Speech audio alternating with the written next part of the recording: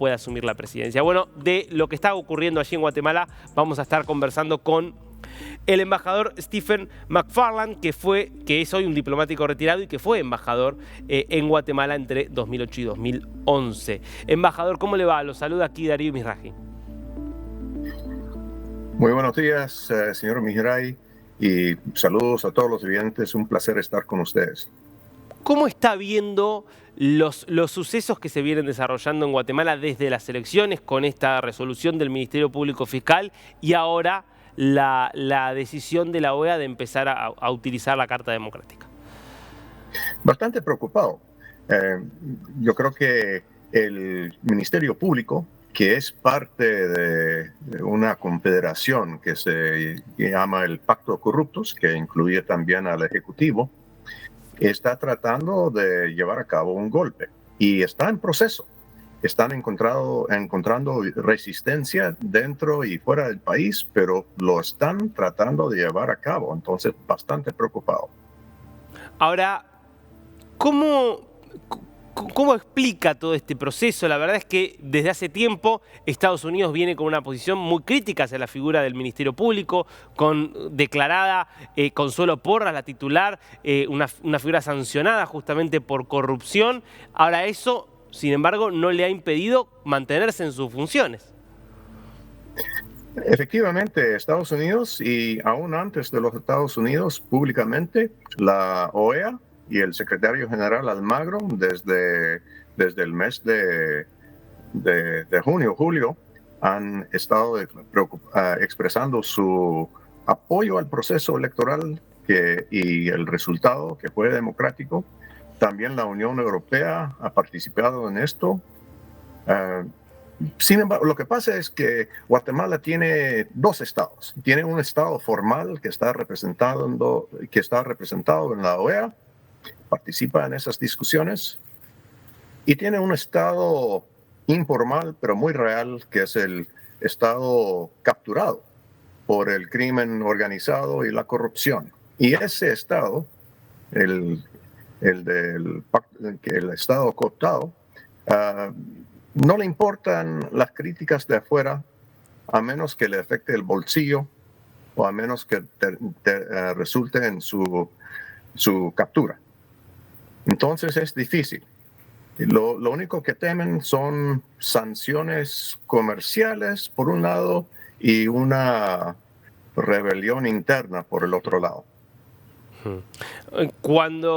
Desde el momento en el que usted estuvo allí como embajador en Guatemala, creo que fue casi todo presidencia de Álvaro Colom, corríjame si me equivoco. La verdad es que en ese momento la corrupción ya era visible. De hecho, bueno, Otto Pérez Molina, entre otros expresidentes, también con graves acusaciones y condenas judiciales. Ahora, la sensación era que por lo menos las formas se mantenían. Digo, había elecciones, había un partido y un candidato que ganaba, ese candidato asumía. Ahora pareciera que ni siquiera se quieren mantener las formas. Correcto. Ni siquiera quieren mantenerse las formas. Antes había algo bueno, como el viejo refrán, roba pero hace obras. Pero se dieron cuenta que no tenían que ni siquiera hacer obras. Y había una competición entre distintos grupos de corruptos para ver quién podría robar más y hacer menos. Y por eso hemos llegado a este punto donde realmente temen que asuma Arévalo, no por razones ideológicas ni siquiera de políticas públicas, sino porque él amenaza con terminar o limitar, reducir un sistema de corrupción. Pero en ese sentido, yo creo que es muy importante las declaraciones de la OEA y el liderazgo del secretario general Almagro. Eso sí mantiene cierta presión. Usted planteaba antes, bueno, una de las cosas a las que le pueden tener miedo también los miembros de este pacto de corruptos es eventualmente algún tipo de sanción quizás más fuerte que las que se han anunciado, más personalizadas hasta aquí. ¿Ve que podría funcionar esto, la amenaza por parte, por ejemplo, de Estados Unidos de sanciones más fuertes? Tanto Estados Unidos como la Unión Europea están estudiando cómo a implementar más sanciones. Y con respecto a Estados Unidos, que podrían considerarse en el caso de una ruptura democrática, si no dejan asumir a Arevalo y ponen un gobierno de facto, yo creo que es posible que haya sanciones comerciales por sectores y mayor aplicación de sanciones económicas como la ley Magnitsky. Pero creo que lo importante es presionar ahora para que no se dé el golpe, y que no hagan nada contra Arevalo. Creo que eso es importante porque si hay un golpe, yo creo que vendrá una ola de inestabilidad en el país. ¿Y cree que eso puede afectar también la estabilidad de toda Centroamérica? Yo creo que tendría repercusiones en el resto de la región. Si los gobiernos ven que, bueno, realmente se pueden montar gobiernos de facto, ni siquiera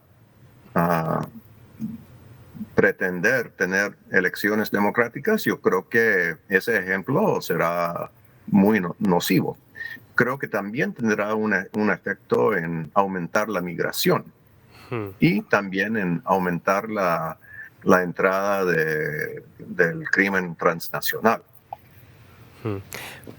La verdad es que si uno repasa hoy el panorama en Centroamérica, uno se encuentra, podemos sacar probablemente quizás a Costa Rica, que sigue siendo un país muy democrático y estable, pero la verdad uno ve una situación ahora, por ejemplo en Panamá, de mucha intensidad, muchas protestas con un gobierno que está bastante comprometido, pero más grave aún, ni hablar lo que está pasando en Nicaragua, donde el Estado de Derecho ya hace rato que ha sido sepultado, pero uno puede ver incluso en El Salvador, donde hay un gobierno que es muy popular, pero donde también Estados Unidos ha planteado sus señalamientos por posibles vulneraciones del Estado de Derecho, y ahora lo que estamos diciendo de Guatemala. ¿Qué cree que ha pasado en los últimos años en la región que ha habido un debilitamiento de la democracia?